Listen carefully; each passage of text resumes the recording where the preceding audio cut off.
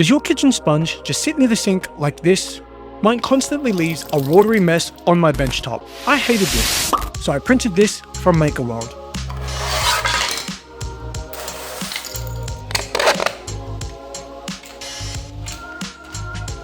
It keeps everything off the bench. There's a place for the rag, and it drains straight into the sink. Most importantly, it got the tick of approval from my wife. That's good, Daddy.